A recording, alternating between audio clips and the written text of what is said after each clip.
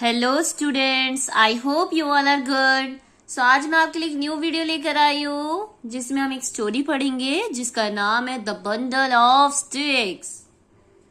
The bundle of sticks, sticks जो होती है ना उसका बंडल। अब स्टोरी का जो नाम है द बंडल ऑफ स्टिक्स, इससे हमें क्या समझाना चाहते हैं जानेंगे स्टोरी में। An old man had three sons. एक ओल्ड मैन थे, बूढ़ा इंसान था जिसके 3 बेटे थे। कितने बेटे थे? 3। They were hard workers but always fought. वो तीनों ही बहुत हार्ड वर्किंग थे बट हमेशा लड़ते रहते थे। He could not never unite them. कभी भी वो एक साथ नहीं रहते थे कि मिलके कुछ करे, लड़ते रहते थे, अपना काम करते थे। He then fell ill. अब जो ओल्ड मैन था वो कभी भी उन्हें एक नहीं कर पाया। अब क्या होता है, वो धीरे धीरे एज उसकी बढ़ती चली जाती है और वो बीमार पड़ जाता है। And asked his son to unite, और अपने बच्चों को होता है कि मिलजुल कर रहो। पर क्या लगता है उसके बच्चे मानेंगे उसके बाद? जब आज तक नहीं मानी तो अब क्यों मानेंगे? They paid him no heed. वो तीनों बच्चे जो थे, तीनों बेटे थे, कोई इस बात पे ध्यान नहीं देता था, अपना काम करते थे और कभी भी साथ नहीं रहते थे। और साथ रहते थे, कभी भी तीनों मिलते थे तो उनकी लड़ाई होती थी। He decided to teach them a lesson to set aside their differences. अब क्या होता है, जो ओल्ड मैन होता है उसने डिसाइड किया कि मैं इन्हें एक लेसन पर सिखाऊंगा, इन तीनों को, इनको पाठ पढ़ाऊंगा। He gave them a bundle of sticks and told them to break it into 2. वो क्या करते हैं, बंडल ऑफ स्टिक होता है, एक एक स्टिक तीनों को देता है। क्या कहता है, एक स्टिक एक बेटे को, फिर दूसरी स्टिक दूसरे को, तीसरी स्टिक तीसरे को। कहता है और इसको 2 पार्ट में मीन्स यूं तोड़ दो, 2 पार्ट्स में। Whoever finish first would win. और जो सबसे पहले फिनिश करेगा वो जीतेगा। They quickly did this and started fighting again. वो जल्दी जल्दी जो एक स्टिक होती है तोड़ देते हैं और लड़ने लगते हैं फिर से कि नहीं मैंने करा है, नहीं पहले मैंने करा है, नहीं पहले मैंने करा है। तीनों लड़ने लगते हैं।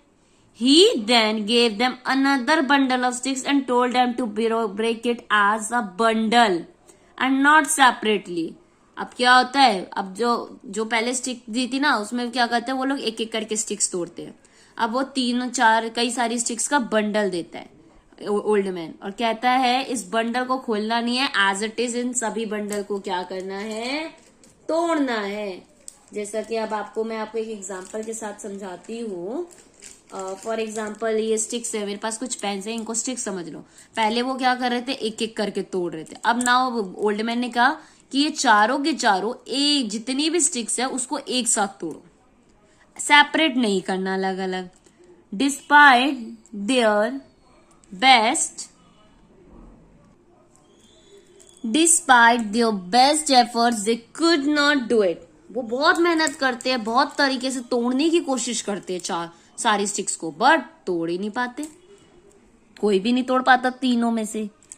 He told them it was easy to break the sticks individually. वो कहता है, ओल्ड मैन उन्हें बोलता है ये आसान है एक स्टिक्स को तोड़ना इंडिविजुअली किसी के लिए भी, but if you stay united, अगर तुम तीनों मिलजुल कर रहोगे, no one can hurt you, कोई भी तुम्हें हर्ट नहीं कर सकता।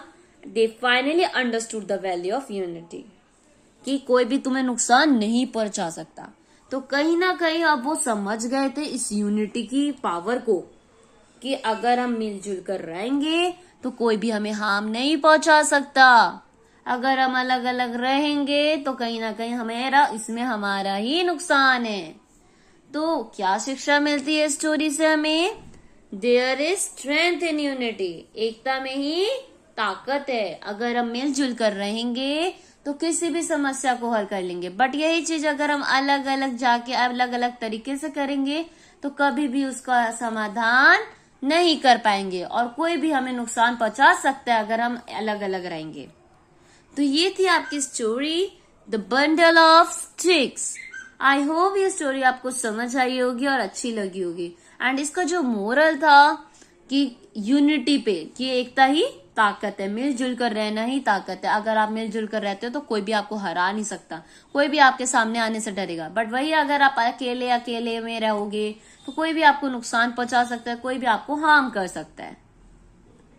तो ये था मेन मोटिव इस स्टोरी का।